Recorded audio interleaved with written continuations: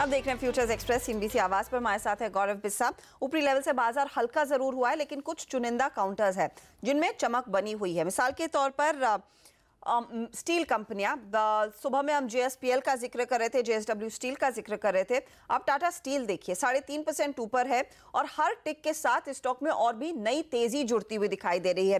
तो वो शेयर आपकी स्क्रीन पर लेकर आएंगे। पिछले 10-15 मिनटों में यहां पर तेजी की पोजीशंस और ऐड हुई हैं। ओपन इंटरेस्ट के मामले में भी हमने देखा है टाटा स्टील में अच्छा खासा एडिशन देखा गया, करीब 3-3.25% का। और जेएसपीएल जितनी एक्सुबरेंस नहीं है, यानी कि अपॉर्चुनिटी है इस ट्रेड में आगे और मजबूती आने की।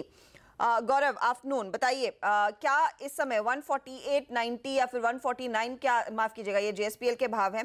टाटा स्टील 486 के आसपास आप खरीदेंगे? ये टाटा स्टील की अगर बात की जाए तो 500 के करीब में एक अच्छा रेजिस्टेंस है। अगर आप देखेंगे तो 500 कॉल में भी अच्छी खासी राइटिंग हो रही है।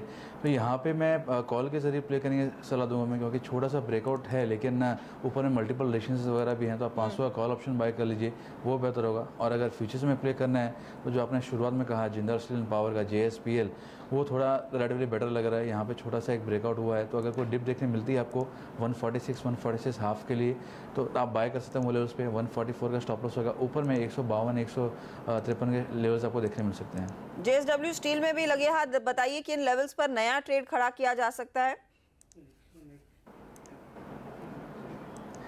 जेएसडब्ल्यू स्टील एक कंपैरेटिवली इनमें से बेटर लग रहा है, क्योंकि ये एक नाम है जहाँ पे ज़्यादा मोमेंटम आया नहीं है, लेकिन ये एक पोजिशनल ट्रेड होगा।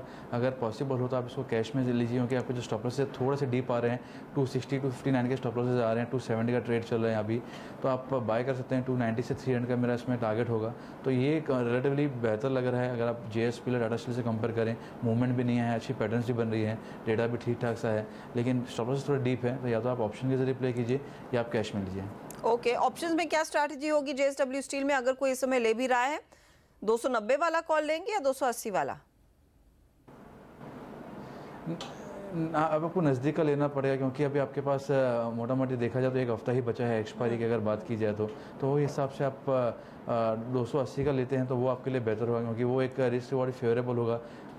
3.5-4 रुपये के आसपास में चल रहा है, तो आप 2 रुपये का स्टॉप लॉस लगा लीजिए। आप ज़्यादा गवाएंगे भी नहीं। अगर ऊपर आता है तो ये कॉल आपका डबल हो सकता है, या एटलीस्ट 6 से 7 रुपये के लेवल्स आपको दिखा सकते हैं। ओके, तो 280 का कॉल लेकर चले और ये 3 रुपये 65 पैसे पर मिल रहा है। 6 से 7 रुपए बनने के चांसेस हैं।